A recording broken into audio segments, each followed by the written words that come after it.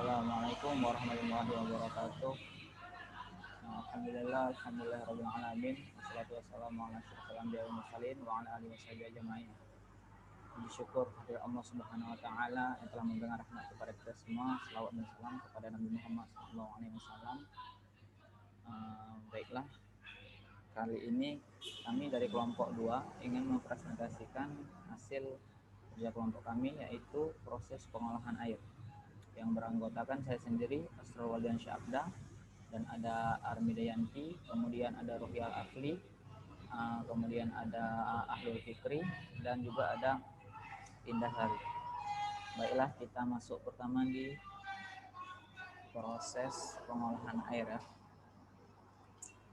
Sebelum kita masuk ke dalam proses pengolahan air, kita harus tahu apa arti air itu sendiri. Secara ilmu kimia, air merupakan substansi kimia dengan rumus H2O. Artinya air itu perpaduan antara unsur hidrogen dan oksigen. Dua unsur hidrogen dan oksigen yang membentuk satu molekul yang namanya H2O.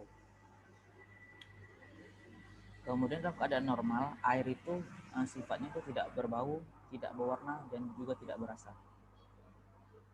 Kemudian secara sederhana, air juga dapat diartikan sebagai sumber kehidupan, di mana hampir di bumi ini sekitar 70% adalah air, sisanya adalah daratan. Kemudian jenis-jenis air ini ada air permukaan, air tanah, air hujan, dan juga ada mata air. Kemudian air di muka bumi ini berkisaran sekitar 97% air asin, dan sisanya adalah air bersih, air danau, dan air lain-lainnya. Jadi mengapa kita membutuhkan proses pengolahan air? Karena di kehidupan manusia ini kita tidak bisa langsung mengambil air itu dari laut tersebut. Mengapa? Karena pH di dalam laut itu sangat tinggi, sangat asin. Jadi kita harus mengolahnya dan harus menyampai pH sekitar 6-7, karena di dalam kimia proses pH yang standar itu adalah 7. Makanya ada yang namanya pengolahan air. Baiklah, apa itu pengolahan? Pengolahan adalah usaha teknis yang dilakukan untuk mengubah sifat-sifat suatu zat, dibagi menjadi dua, yaitu pengolahan lengkap dan pengolahan sebagian. Yang pertama, pengolahan lengkap. Pengolahan lengkap terbagi menjadi pengolahan fisik, yaitu adalah pengolahan yang bertujuan mengurangi atau menghilangkan kotoran-kotoran yang kasar, penyisihan lumpur dan pasir, serta mengurangi kadar zat-zat organik yang ada dalam air yang akan diolah. Kemudian ada pengolahan kimia. Pengolahan dengan menggunakan zat-zat kimia untuk membantu proses pengolahan selanjutnya. Kemudian ada pengolahan bakteriologik dan sebagian. Dibagi menjadi dua, yaitu pengolahan bakteriologik, yaitu untuk membunuh atau memusnahkan bakteri-bakteri yang terkandung dalam air minum dengan menggunakan kaporit. Kemudian ada pengolahan sebagian, yaitu pengolahan air dengan sebagian metodologi saja dan hanya mengutamakan pengolahan kimiawi atau bakteriologi saja. Kemudian ada yang namanya cara perbaikan kualitas air.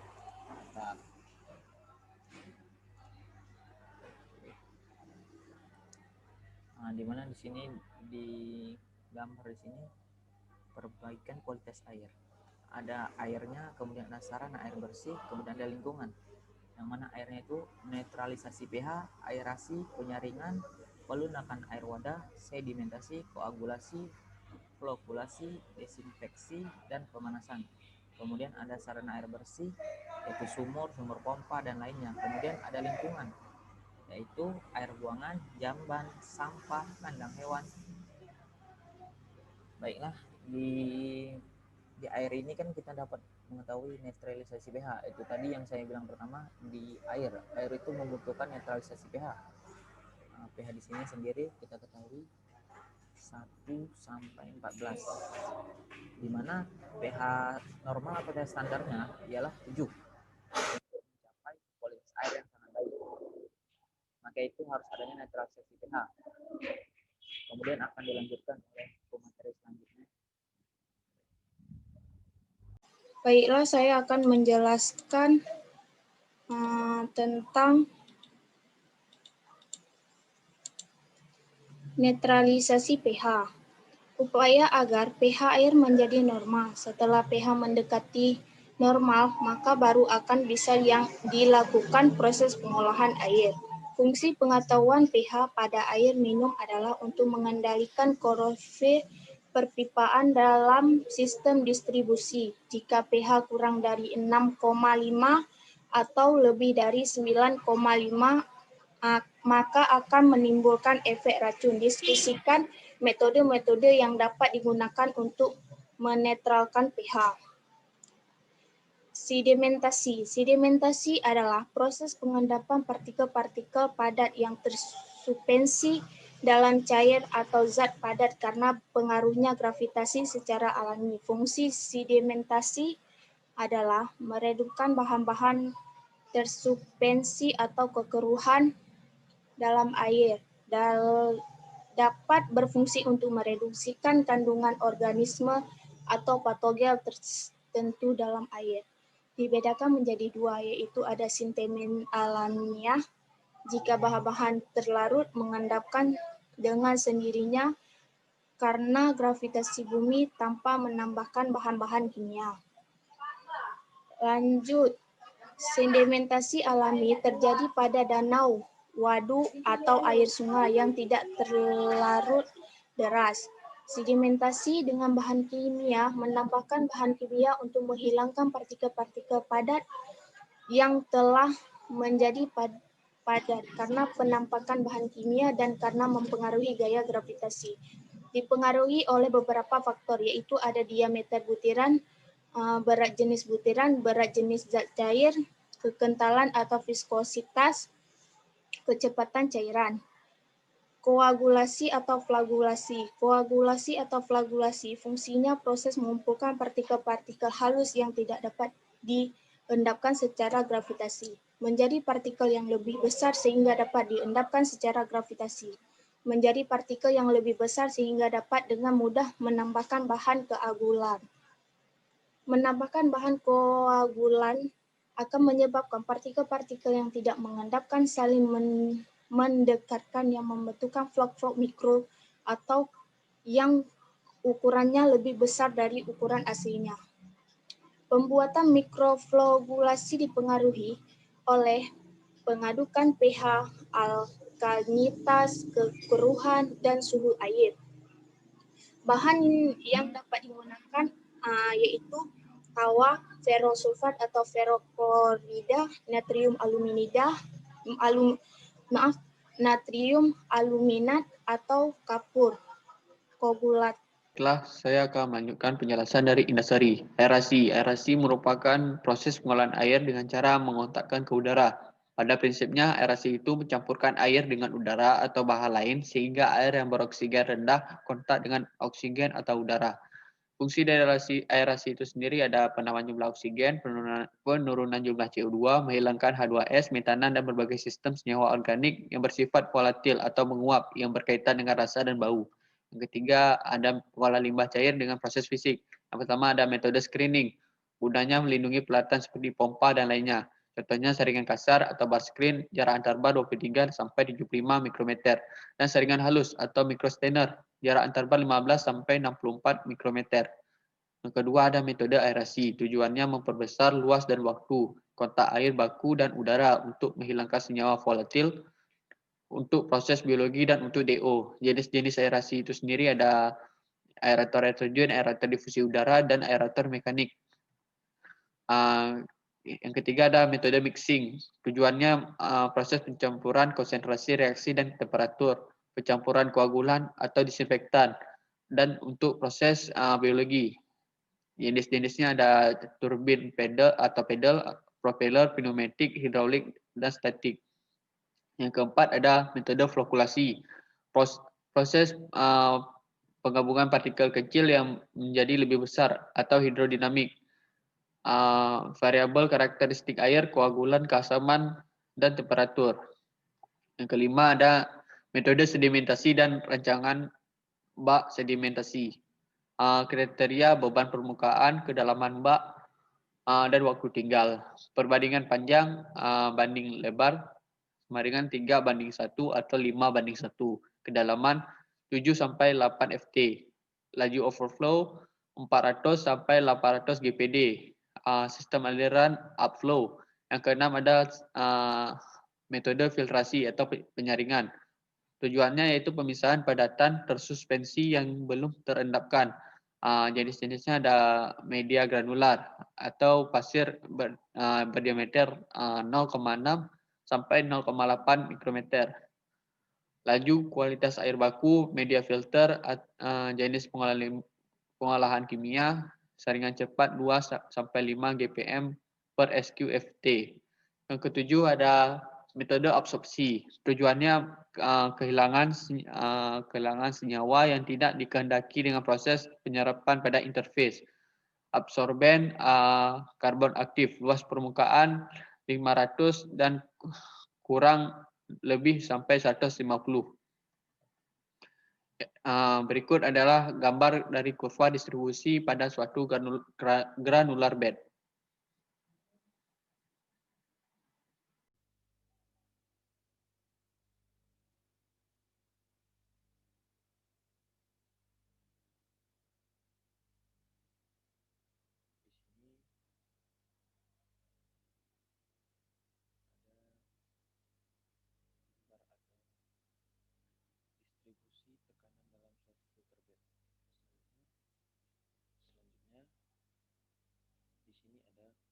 Kurva tekanan media homogen. Selanjutnya, gas stripping. Stripping adalah operasi pemisahan solid dari fase cair ke fase gas, yaitu dengan mengontakkan cairan yang berisi solid dengan pelarut gas atau stripping agent yang tidak larut ke dalam cairan. Sebagai contoh adalah pemisahan gas nitrogen dan hidrogen pada amoniak cair. Tujuannya yaitu menghilangkan senyawa atau gas yang tidak diinginkan melalui media unggun tetap dan melalui proses cairan yang mengalir ke bawah dan udara bersih naik ke atas. Untuk melakukan efisiensi secara gas stripping ini yaitu distribusi cairan, stripping gas pada media atau stripping gas pada media, luas interface, dan kemurnian stripping gas.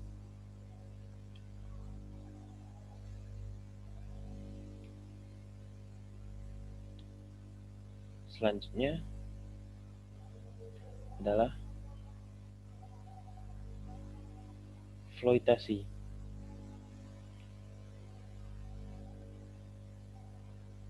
Floitasi adalah pengapungan atau floitasi adalah suatu cara untuk memisahkan campuran zat padat dengan air berdasarkan perbedaan daya pembahasan. Partikel dengan pembahasan lebih besar akan tenggelam, sedangkan yang daya pembahasannya kecil akan mengapung sebagai busa. Agar mengendap dengan baik, ukuran partikel itu harus benar melalui proses pemisahan padatan cairan atau cairan-cairan dengan pengapungan secara alamiah dibantu ataupun didorong.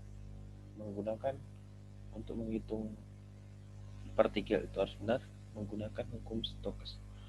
Selanjutnya, proses membran. Teknologi membran adalah teknik pemisahan dua fase zat atau lebih dengan menggunakan bantuan membran semi-permeable. Secara umum, proses pemisahan mekanis untuk memisahkan aliran gas atau cairan menggunakan teknologi membran. Prinsipnya ini menggunakan penyaringan skala molekul dan tekanan osmotik melalui daya dorong, tekanan, dan konsentrasi. Selanjutnya, pengolahan air dengan proses kimia.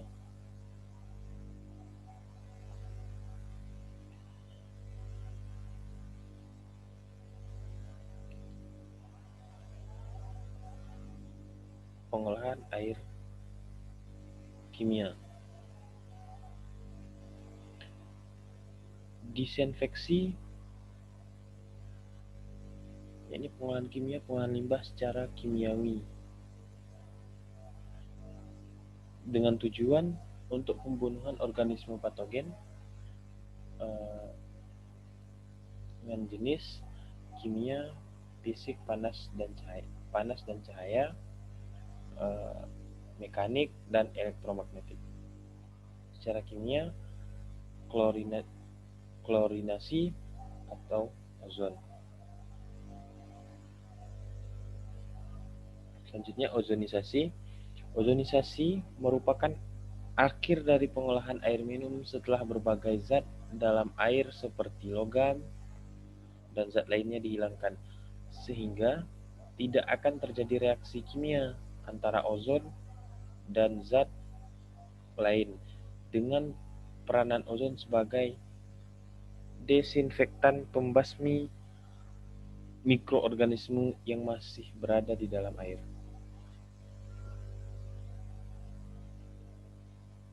Kalau melakukan ozonisasi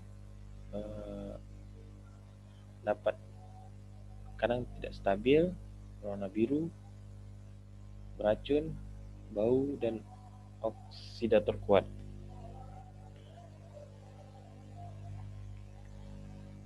Dapat menghilangkan warna, oksidasi, non-biodegradable.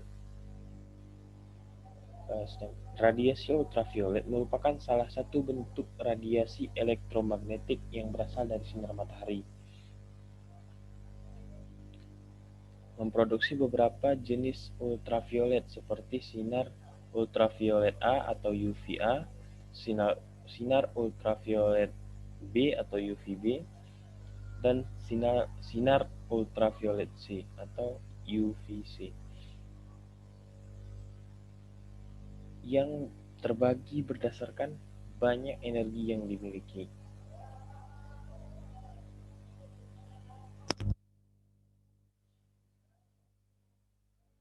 Adapun kerugian kalau memakai radiasi ultraviolet adalah yang pertama, biaya mahal, tidak ada residu, dan air baku yang harus bagus. Keuntungannya tidak bau atau tidak berasa, pemeliharaan minim, dan tidak overdosis. Selanjutnya,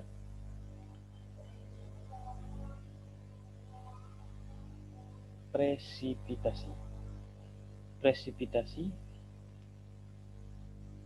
adalah setiap produk dari kondensasi uap air di atmosfer. Ia terjadi ketika atmosfer menjadi jenuh dan air kemudian terkondensasi dan keluar dari larutan tersebut. Udara menjadi jenuh melalui dua proses, yakni pendinginan atau penambahan uap air.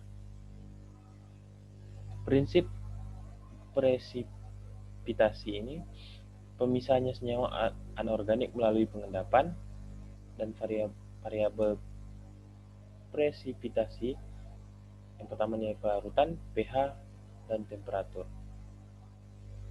Guna dari presipitasi ini yaitu pemisahan metal, pengurangan kesadahan atau fosfat,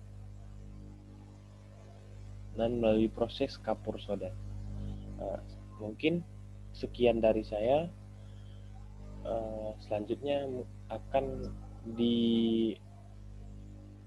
dilanjutkan oleh teman yang lainnya.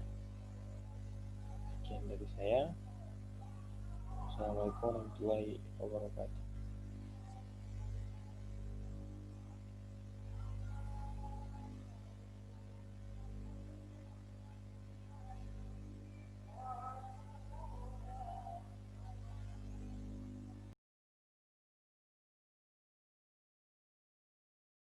Selanjutnya yaitu perbaikan kualitas air. Pengambilan pencemaran air dari jamban. Jamban adalah suatu bangunan yang membuang kotoran manusia. untuk mengendalikan pencemaran yang diakibatkan dari sumber pencemar. Dapat dilakukan dengan membuat jarak aman antara sumur dengan jamban, yaitu sejauh 11 meter. Pengendalian dari pencemaran air sampah. Semua benda atau produk sisa dalam bentuk padat dari aktivitas manusia serta tidak dikehendaki. Upaya pengendalian yang dapat dilakukan yaitu pertama, pembuangan sampah harus dilakukan pada tempat tertentu. Kemudian, tempat sampah harus kedap air dan tahan asam. Tempat sampah penampungan sementara tidak boleh lebih dari 3 kali 24 jam. Jarak dari sumur ke tempat sampah adalah sejauh 11 meter. Perbaikan dari tingkah laku. Pertama, yaitu tahap pengambilan air bersih. Jika menggunakan timba yang dipakai harus khusus untuk sumur. Talinya digantungkan pada tempat tertentu. Jangan diletakkan di lantai sumur. Tahap pengangkut air. Pengangkutan air dapat menggunakan tempat yang bersih dan tertutup.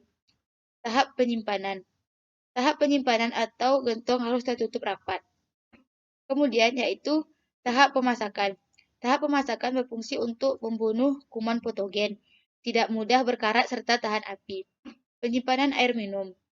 Tempat penyimpanan harus selalu tertutup, bersih dan tidak mudah tercapai oleh serangga atau binatang. Kemudian yaitu tahap penyajian.